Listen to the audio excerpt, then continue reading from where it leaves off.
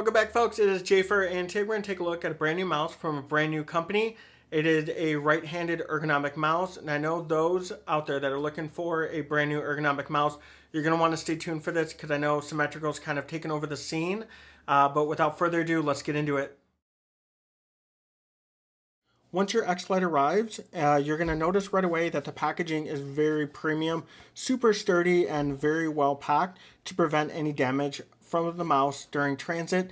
Now you're going to get your mouse itself. You're also going to want to pull this out as you're going to receive your instruction manual as well as an envelope with a sticker, some grip tape, which really feels like that premium grip tape of Hotline games. So this is definitely a lot better already than the super light grip tape provided by Logitech out of the box. So big props to them. And they did state that with this sample, I am missing the additional mouse feet that you're going to get. And then it will also include side button grips, which are not included in my sample. So just make sure you do pull out that foam, because the other big surprise, which is incredibly awesome that I've never seen before, inside this little bag here, it's going to be an actual bungee.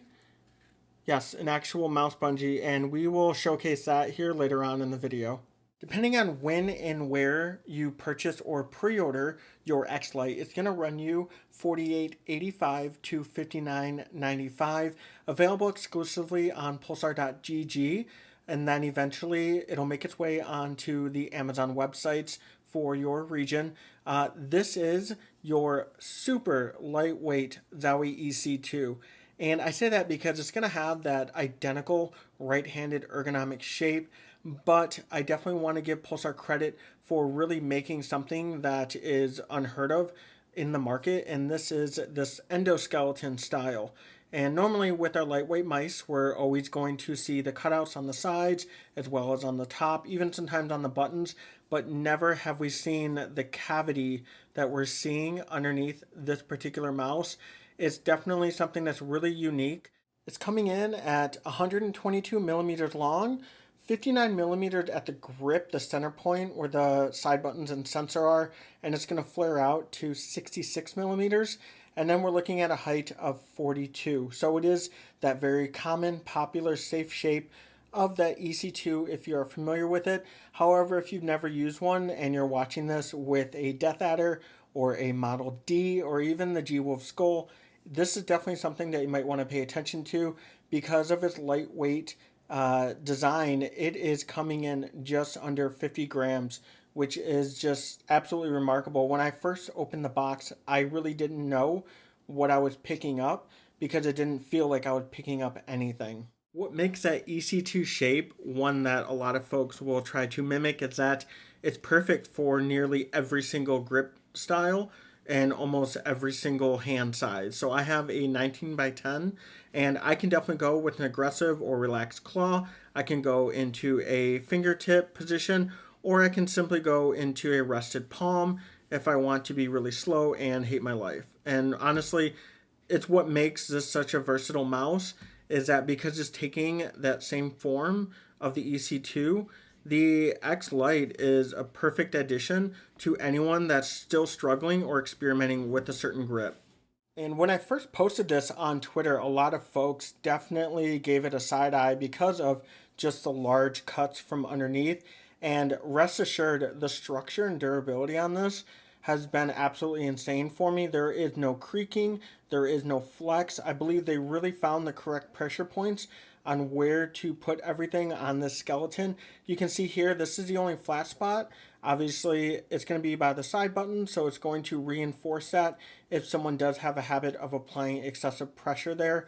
On the top, it also has no creaking or weird flexing whatsoever. I can't initiate the side buttons if I push it in. So any of that unorthodox pressure points that you see a lot of YouTubers making, they're definitely not going to win this round with the Xlite. The Xlite might actually be the first mouse ever that I've seen a badge of honor with a military grade drop test certification. So this is definitely a very durable mouse. However, I did reach out to Pulsar and they did confirm that there is no IP rating and there is no conform coating on the PCB. So much with any electronic, just steer clear of any liquids. On the bottom of the mouse, we are rocking, I would say, 4.5 mouse feet, as we have one at each corner, and the sensor ring is, I don't know, I can't see that it's actually making contact with the surface at all. And you can see here where you can obviously see the thickness of the mouse feet, but not the sensor wheel. Not a concern whatsoever. Within that sensor wheel, though, is going to be the Pulsar 3370. Absolute monster of a sensor. I have never had problems with it whatsoever. Even on the DPI analyzer website, I was only getting right around 3 plus or minus on DPI deviation. So no issues whatsoever on the mouse feet either, as they are also 100% virgin grade PTFE. And again, once those retail copies release, you will be getting an extra set. The switches on the Xlite are going to be hit or miss with me. Now, the Omron 20 mil on mounts 1 and 2, they're really kind of a drag only because they do work. They're very common. They're arguably the most used switch out there on the market. And that's the part that I don't like, is that I wish companies would take more risk with other switches. And I understand the Omrons are more affordable on a scale of selling larger quantities of mice. I get all that, but they're just kind of boring at this point. Now, there are MWK switches on the side, and that's actually more exciting than the mouse 1 and 2. They're super tactile. I love the clicks on them. They're very, they're just really satisfying to use.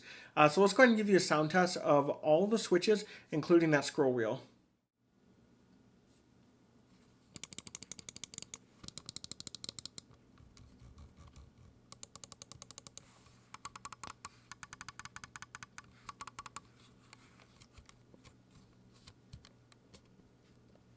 The height of both the scroll wheel and the side buttons are perfect in my opinion, as the scroll wheel is very low profile. It's not anything that is super pronounced and gets in the way if you need to transition your fingers from mouse 1 and 2 for any reason. And those side buttons are not super flush on the body or the shell like you would see with the Viper. They are just the right amount that's extended to where you're always going to know where your thumb is at on the side here. Now, there is noticeable pre and post travel on both triggers of mouse 1 and 2, but it's not anything where the plastic is flexing too excessively or in the wrong direction, and it doesn't hinder my gameplay whatsoever. The paracord, as they're calling the Superflex cord, as a good cord, not great. It does have noticeable insulation where you're going to be able to kind of play around with it and have it sit in the same position that you're bending it, but it's not anything that is overbearing, say like a thick rubber cable or a braided cable. This is definitely good for its stock form. I do recommend a Bungee, and speaking of Bungee, now if you've been around my channel at all, you know that I love a good mouse bungee. I have a handful of videos. Now, the cool thing though is that you don't need to spend $20 or $40 on a mouse bungee when you pick up your Xlite, as they do include it, as I mentioned in the unboxing, and this actually mounts to the monitor itself. So what you're going to go ahead and do is you're going to go ahead and peel the 3M tape from the bottom. Make sure that the bottom or the side of the monitor that you're going to use is clean and let that dry. Go ahead and apply it.